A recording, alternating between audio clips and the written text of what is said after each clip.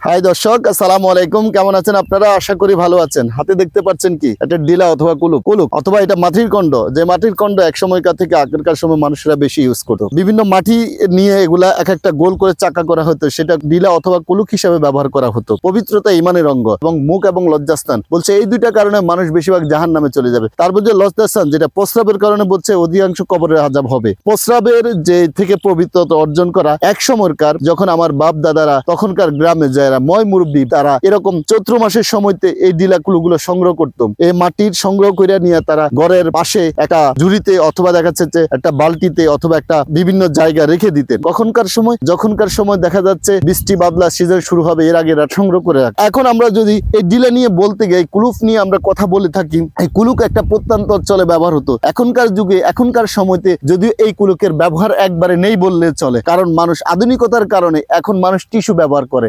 আমাদের সামনে চলে এসেছে বিভিন্ন প্রকারের, হরেক রকমের, বিভিন্ন কালারের, বিভিন্ন ঘ্রাণ যুক্ত টিস্যু ব্যবহার করে থাকি। সেটা আমরা প্রস্রাব এবং পায়খানা হতে শুরু করে মুখ ওয়াশের ক্ষেত্রে এই টিস্যু ব্যবহার করে থাকি। কিন্তু পবিত্রতা অর্জনের জন্য আজ থেকে 60-70 বছর আগের কথা বা 30-40 বছর আগের কথাও যদি আমরা ধরি, তখনকার এই মাটির জিলা ছাড়া, এই মাটির অংশ ছাড়া কখনো পবিত্রতা অর্জন করা যেত না। তখনকার মুরব্বীরা যখন নামাজের সময় হইতো, তখন তারা পবিত্রতা অর্জন করার জন্য যখন প্রস্রাবের খানা অথবা পায়খানা খানা বাড়ি থেকে একটু দূরে প্রস্রাব অথবা পায়খানার স্থান থাকতো। এখনকার তো আমরা শহর কেন্দ্রিক অথবা বিল্ডিং এর কারণে ঘরের ভিতরে টয়লেট অথবা বাথরুম দিয়ে থাকে, কিন্তু আজ থেকে 50 বছর, 60-70 বছর আগে তখন টয়লেট অথবা বাথরুম ঘরের ভিতরে থাকতো না।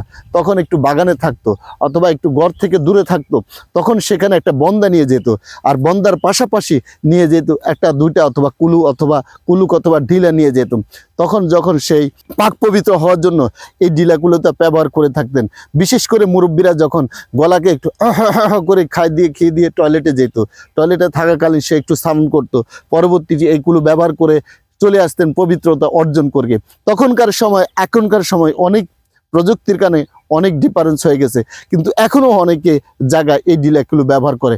আপনি যখন প্রত্যন্ত অঞ্চলে গ্রাম থেকে গ্রামে অদূরে যেখানে কোনো এখনো প্রযুক্তির ছোঁয়া নেই, সেই ছোঁয়ার জায়গাতে এখনো দেখা যাচ্ছে অনেক মুরব্বীরা এটা ব্যবহার না করলে যেন না হয়। তাদের কাছে এটা যতটা শোষণ করে, এই যতটা প্রস্রাবের জায়গা থেকে শোষণ করে, টিস্যু অত তাড়াতাড়ি শোষণ করে না। এটার খুব শুকনো একটা থাকে, যেখানে আপনাদেরকে আমি যদি দেখাই এটা শুষ্ক, এখানে যদি একটু পানি লাগানো হয় সাথে সাথে আপনার পানিগুলো শোষণ করে ফেলবে। এই যে এই পবিত্রতার জিনিসগুলা আজকে আমাদের এই সমাজে হারিয়ে যাচ্ছে কালের বিবর্তনের কারণে। আজকে আমরা পাচ্ছি না সেই ডিলাগুলোর।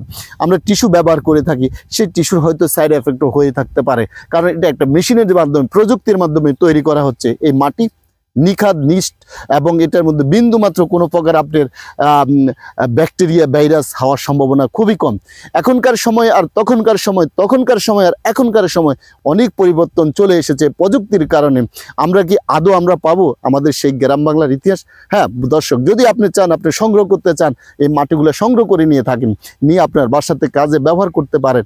এখনকার সময় আধুনিকর ছোঁয়াতে আপনাকে একটু গ্রামের রিভেস্টটা নিতে গেলে এই ডিলাগুলো ব্যবহার করতেই হবে, দেখতে হবে এটার শোষণ ক্ষমতা কেমন, ধারণ ক্ষমতা কেমন। তো দর্শক, আজকে এই পর্যন্ত ডিলাগুলো নিয়ে অন্য কোনো ভিডিও নিয়ে আপনাদের সামনে হাজির হব। সেই পর্যন্ত ভালো থাকবেন, সুস্থ থাকবেন। আল্লাহ হাফেজ। ওকে।